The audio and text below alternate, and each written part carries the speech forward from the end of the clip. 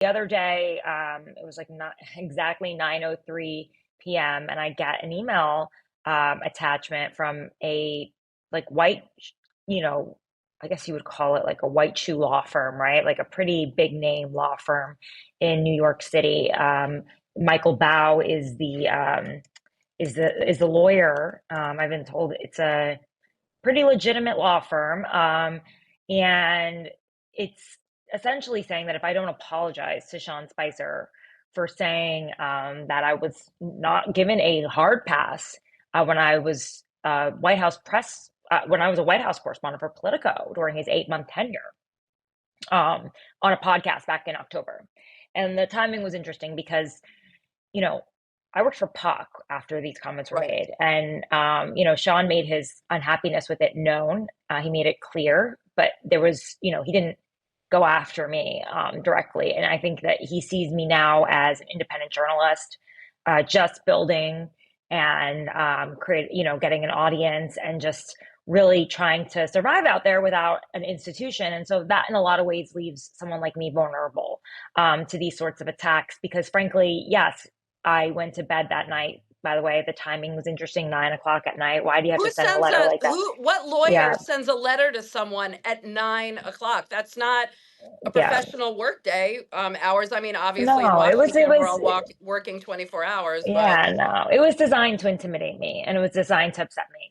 And so I was in bed and I was tossing and turning all night thinking like what I had just started 6 weeks ago was going to be dismantled. And I was going to spend hours and hours in court and I was going to spend, tons and tons of thousands and thousands of dollars in litigation. And it's just like it was really distressing. And yeah, I didn't sleep well. I had my mouth guard and grinding my teeth. And yeah. it's like this is what he wanted to do. It's bullying, it's intimidation. It's these tactics they're not fair. And the facts are the facts. And Anthony Scaramucci, who was the Right. communications director at the time, he came out this morning with a tweet, and he said on July 21st, 2017. I was in the White House press secretary's office, and I was told that Sean Spicer wouldn't give Tara Palmeri a hard pass.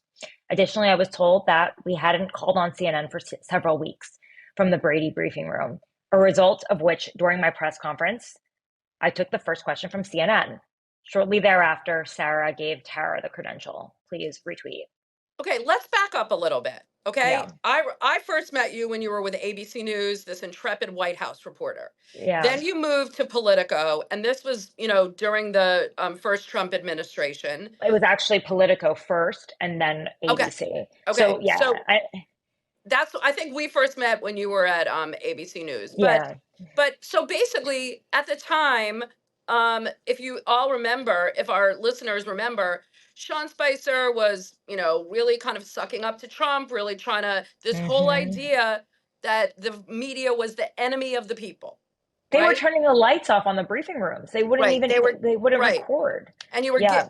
they were giving everybody a hard time. You were not an exception, but if you weren't with like a major kind of news organization, I mean, not that Politico isn't a major news organization, but they Yeah. were targeting certain journalists in certain news organizations to give them a hard time. So that was Right. He called me an idiot with no real sources on the record. Like it well was a that I known mean, fact you're in good that, company. You're in good company thanks. there. I think that was with Yeah. Ed Collins and others. Yeah. So that was at that time during the first Trump administration. Right.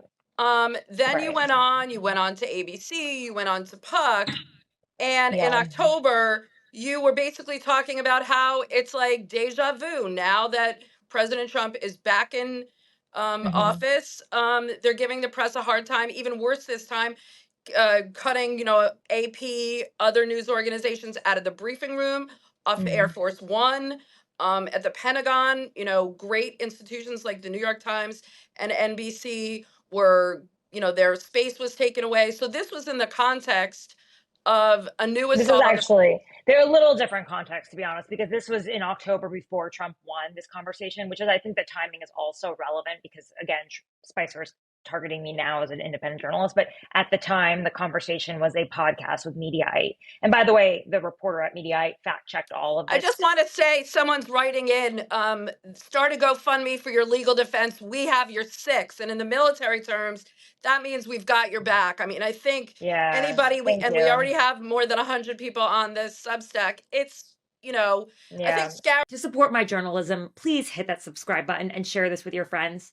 To get my reports first and straight to your inbox, consider becoming a subscriber to my newsletter, The Red Letter, at tarapalmeri.com.